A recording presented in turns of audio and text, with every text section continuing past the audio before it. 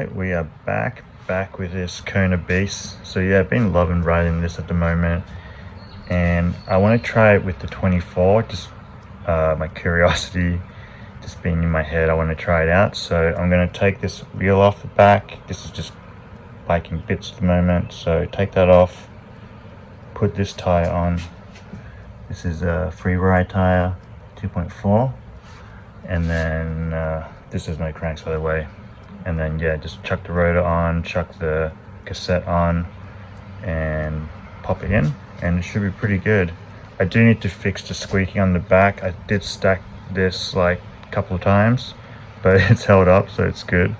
So yeah, just got to adjust the rear rotor a little bit, and maybe the caliper. But yeah, let's see how it goes, and then I'll take it for a ride afterwards, see what the big difference is. I have a feeling it's going to be a little bit easier to do jumps and stuff, but pedaling probably be slower, I think.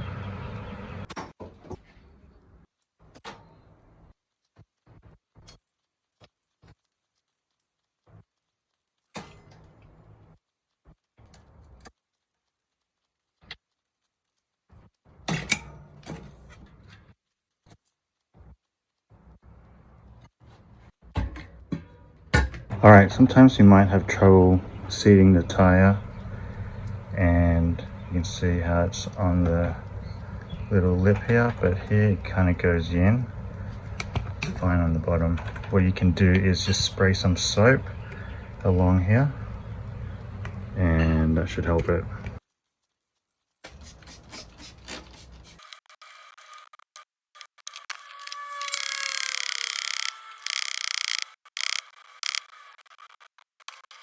Alright, here you can see it's better. You can see that little line there. And yeah, it's all the way around. Yeah, sometimes it works, sometimes it doesn't. But give it a try. Usually works most of the time.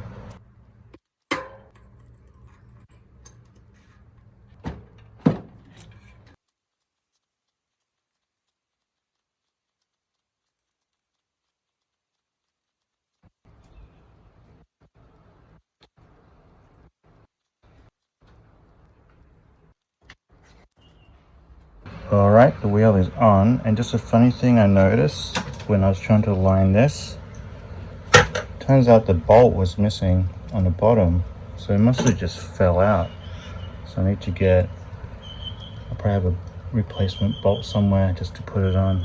But yeah, that was quite shocking to see that.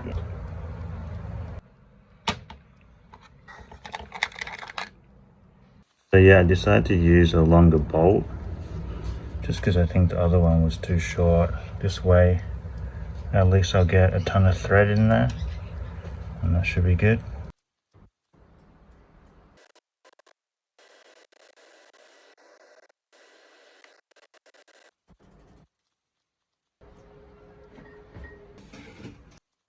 Alright, here it is. Yeah, I don't know if it's gonna make a difference. You probably can't even tell, but it is a bit smaller, and this is kind of what the frame looks like. Here it is from the other angle. I think, yeah, the camera kind of distorts it a bit, but yeah, we'll see how this goes.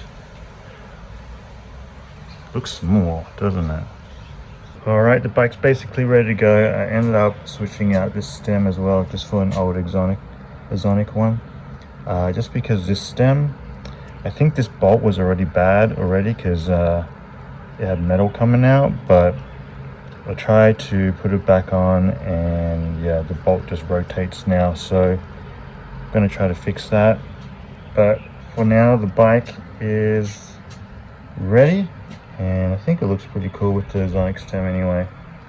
Opens it up a bit.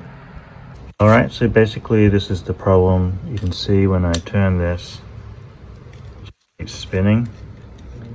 So yeah, basically the threads, I think they're pretty much damaged. So we're going to try and fix that today. What it looks like on the inside. Can't really see too much though.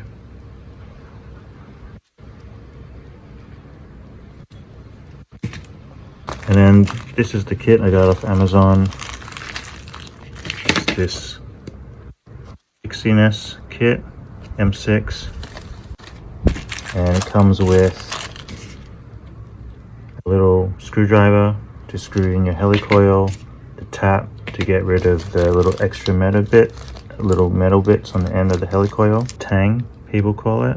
And then it comes with a bunch of helicoils, and comes with the drill bit, 6.2 drill bit, comes with a tap, M6 by 1.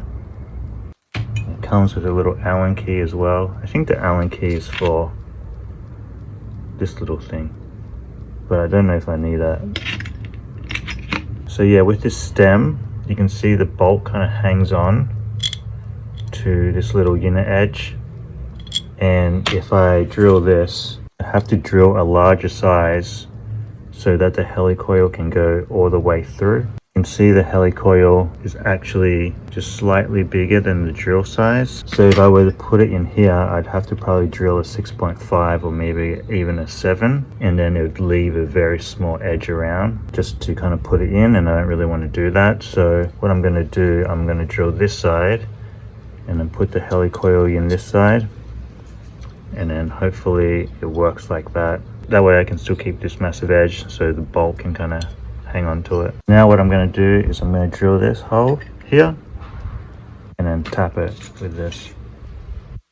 So yeah, my stem didn't lie completely flat, so I had to shim one side up a little bit to make sure it aligned with the drill piece. And then basically just hold it and align it as best you can. I held it kind of a little bit loose so it would ease into the hole, and then just set your drill so it doesn't go further than it needs to go. Alright, the hole has been drilled. I actually didn't go all the way down because the camera was in the way, but you can kind of see how it is. I think it went far enough. And then putting in the tap, basically you just try to screw it in as straight as you can. There's not much you can do about it. I just did it as straight as I can. Make sure you just align it, and then I just use a little adjustable wrench. I think they have actual tapping handles where it's a little bit more even, but just for this I think the shifter was fine. And then basically wind it in and wind it back out, wind it in, wind it back out. It should be a little bit tough, but it should get through that. Alright, so that's drilled through and I've cleaned it out as well. The threads look pretty good in there. Some people say you can also use cutting oil if you're doing a lot of holes, but if you're doing one it should be fine, so I just didn't use any cutting oil. And here installing the little HELICOIL, it just goes on the end of the tool, and then you just again wind it in as straight as you can, push down a little bit. When you're winding on it, it's going to twist the coil a little bit to allow it to go through, and you want it to go underneath the first thread to make sure it's fully seated. Alright, I put it in, so you can see I put it in pretty deep. You're meant to do it till the threads in there. Yeah, just be careful that your spring isn't spread out. Mine was spread out for a little bit at the top, so I wound it in a bit more. Luckily I had room to wind it in a bit more, and then it eventually seated. But yeah, that seems pretty good. And then I tapped out the little tang thing. That was pretty easy to tap out. So yeah, now moment of truth, gonna try putting a bolt through.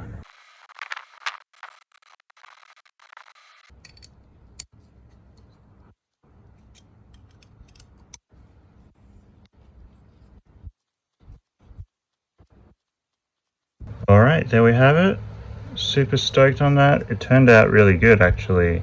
It's super tight, and yeah, you don't really notice it. I think I'm gonna just put a little black paint on there so the holes look the same from far away, but yeah, not too much to it. That worked out pretty well. Pretty happy with that. Nice. That's fixed. Alright, there we go. Solid as a rock. And yeah, you can hardly tell. Put some paint on it, and yeah, I think from close up maybe you could tell one's a little bit bigger, but from far away probably don't notice difference at all. Alright, looking good. Also change out the skewers.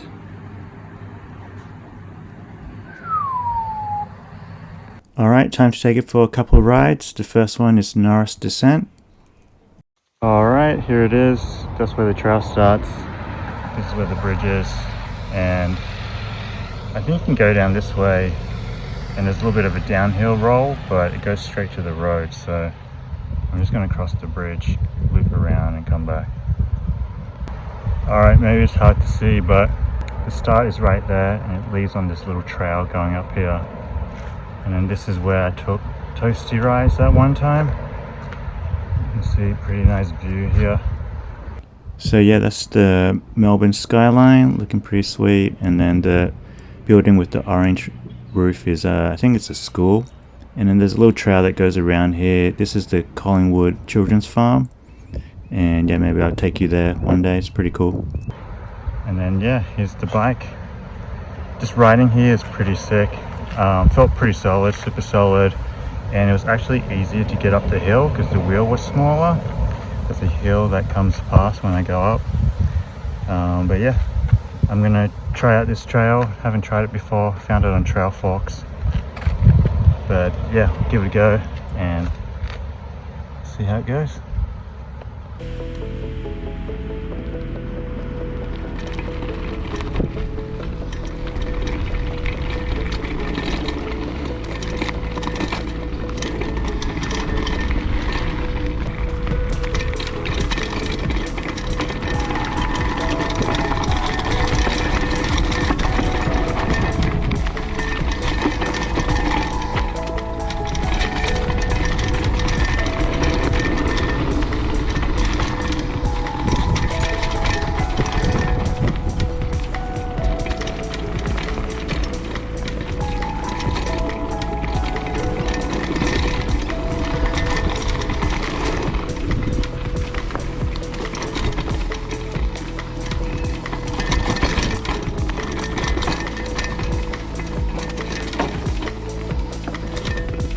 So yeah, that was pretty fun. I never ridden that trail before. It looks like there's a few other offshoots as well. And then here you can just walk straight and go across the bridge. I think you can wheel your bike across that little bar, but yeah, for some reason I didn't. And then yeah, you can just see graffiti and some more art. And then yeah, this is the river. We're walking underneath the bridge. But yeah, you can't really ride out of here. You gotta take the stairs. And basically, yeah, you just gotta either carry your bike or just push it up. But yeah, it's not too bad. Even with the Kona Stinky, probably heavier than most bikes, but yeah, not too bad at all. And then here you can see I shot out on the other side of the bridge, just underneath. And then here, remember those stairs, we're gonna come out of there a bit later, but on this side, on the right hand side, up a bit, this is where the Rampage drop-in is. You can see it's right there. Alright, here it is, just for size. You can see there's a little bit of a vertical drop there, but yeah, there's the size of the bike. And then there's two more drops over here. I just showed you them. Yeah, this is the other one, just up a little bit. And I think this one for me it's easier just because there's like less stuff in the way and it's more room for error, I guess. Not that you really want to make an error. And then there's one over here as well. There it is, just a mini one. Looks like it's corroded a bit, but it's not that big compared to the other two. But yeah, if you want to do it, here it is. So yeah, basically just walked on the bridge that we just crossed underneath, and you can see it's pretty nice. Yeah, nice day out, and the rocks down there. Nice little stream. And then on the right, this is the stairs where I pushed my bike up. And then yeah, we're going to ride to the top of the hill here, and you can see this is where we rode up. And then this isn't on the map, but I'm going to show you how it goes.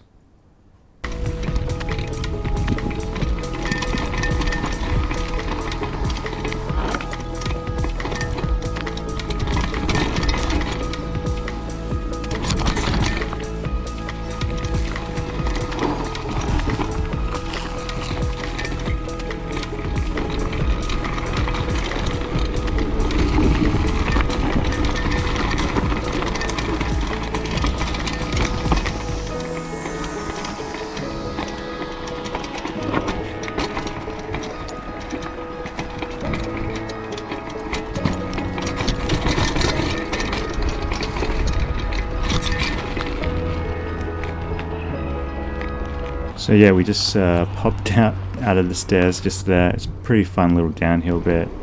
And then here just right into the monument track. Alright, here we are. Monument. Bunch of clothes here. Kind of weird. So yeah, I think this one is a shared path, so just be careful of people.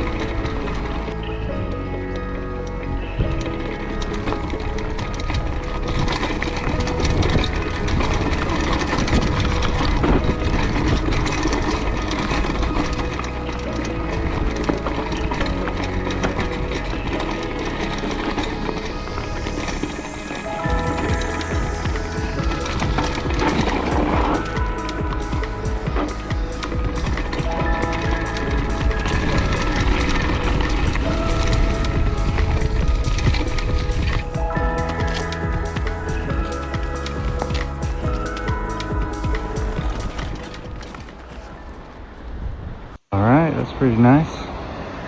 This is Dive Falls right there. I think usually people see it from the other side. But yeah. This is kind of all uphill, but we'll keep going on. This is just at the top of the hill. You can yeah, see it a bit better up here. And then we're gonna head down.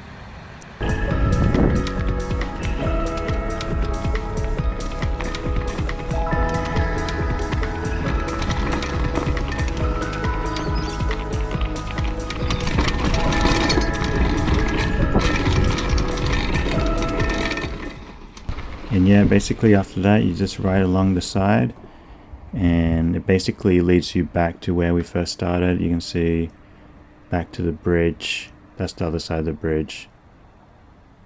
But yeah, tons of little tracks around here. And then I went up to the top of the hill just to show you Rampage. So you go down here and then yeah, basically there's a little bit of drop. It obviously looks bigger in real life than in camera, but yeah, it's a pretty quick drop in, kind of like dropping in on vert or something. But yeah, it has the iconic skyline in the background. And then here we're going to ride up to the last one, another single track, and yeah, that's not the one, but it's going to be right next to it.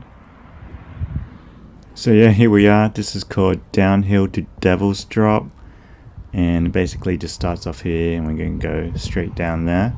There's a few tracks here and there, but yeah, overall pretty fun.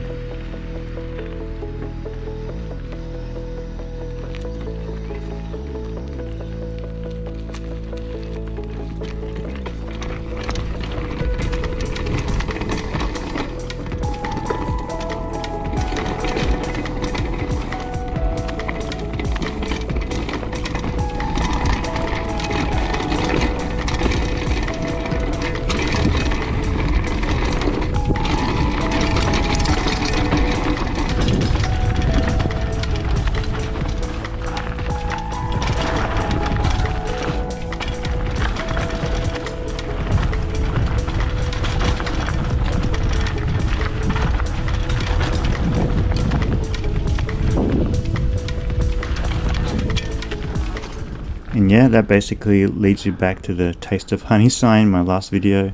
Here I tried out on some quick jumps. The first one is 26 and the second is 24 rear. The 24 felt safer for me on the jumps because I guess I was like a bit lower to the ground maybe. But yeah, overall having a 24 wheel and a 26 up front makes it a little bit more relaxed head angle, so it felt super comfortable going down the hills, felt whippy, was nice around the corners, it was easy to pop.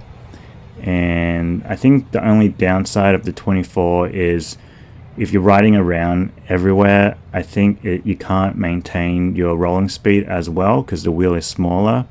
For uphills, I would say it's easier to go up the hill because it has a smaller wheel, you can accelerate quicker, but you lose out on your top speed a little bit.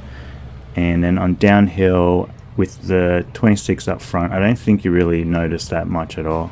Overall, I think I'm going to keep it like this. I think it also works well for me because the frame is on the large side for me. And then having the smaller wheel made the frame feel a bit smaller. But yeah, overall, into it, feels more playful. If you're thinking about trying it, give it a try. I guess you won't really know till you try it. And yeah, I had no issue with pedal strike at all. I think because the BB of the Stinky is quite tall. And yeah, the bike feels pretty dialed at the moment. I'm running about 15 psi in each leg on the front. I think it's like 1 bar or something.